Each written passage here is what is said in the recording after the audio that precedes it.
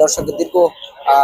7.5 বছর পর খালেদা জিয়ার যে লন্ডন যাত্রা, সেই লন্ডন যাত্রা আসলে দেখানোর যে চেষ্টা করছেন। এই মুহূর্তে আমরা যতটুকু খবর পেয়েছি, ঠিক 8:30 দুপুর 8:15 কিন্তু তিনি তার নিজ কার্যালয় ফিরোজা থেকে রওনা হয়েছেন এবং তার গাড়ি বহর কিন্তু অত্যন্ত স্লো, যার কারণে পথে পথে নেতা কর্মীদের কারণে তিনি এখন পর্যন্ত হযরত শাহজালাল আন্তর্জাতিক বিমানবন্দরে এসে উপস্থিত হতে পারেনি এবং তাকে রিসিভ করার জন্য, তাকে এক নজর দেখার জন্য বিভিন্ন জায়গাতে নেতা কর্মীরা কিন্তু এখানে এসে জড়ো হচ্ছেন, যেটা আইন শৃঙ্খলা বাহিনী কিন্তু এক প্রকার হিমশিম খাচ্ছে সামাল দিতে, সেই দৃশ্যটি দেখানোর চেষ্টা করছে। এবং সেই সাথে আরেকটি কথা বলে রাখি, এখানে কিন্তু নিরাপত্তা ব্যবস্থা ব্যাপক জোরদার করা হয়েছে এবং আইন শৃঙ্খলা বাহিনী পুরো বিমানবন্দর কিন্তু নিরাপত্তা চাদরে ঘিরে ফেলেছে। সেই দৃশ্যটি কিন্তু আসলে আপনাদেরকে দেখার চেষ্টা করছে এবং বিভিন্ন জায়গা থেকে নেতা কর্মীদের সামাল দিতে কিন্তু আইন শৃঙ্খলা বাহিনী হিমশিম খাচ্ছে এবং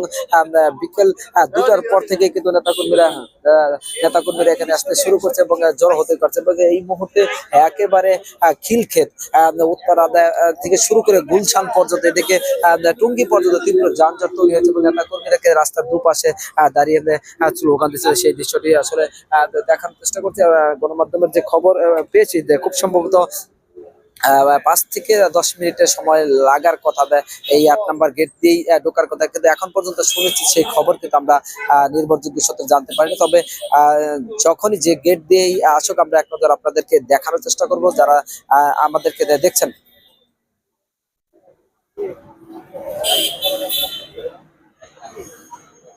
তার আগে বলে রাখে, গতকালই কিন্তু তারকে যে এয়ার অ্যাম্বুলেন্সে যে সেটা কিন্তু পৌঁছিত হতো শাহজালাল আন্তর্জাতিক বিমানবন্দরে এবং আজ রাত 10টায় কিন্তু তার ফ্লাই হওয়ার কথা ছিল, কিন্তু বিভিন্ন কারণে, জটিলতার কারণে কিন্তু সেটা আসলে বিলম্বিত হচ্ছে এবং কিছুক্ষণের মধ্যে যদি বিমানবন্দরে চলে আসে সেটা ফ্লাই করবে। তার সাথে আরেকটা কথা বলে, তার সফর সঙ্গী কিন্তু এই মুহূর্তে আমরা জানতে পেরেছি 15 জন আছে।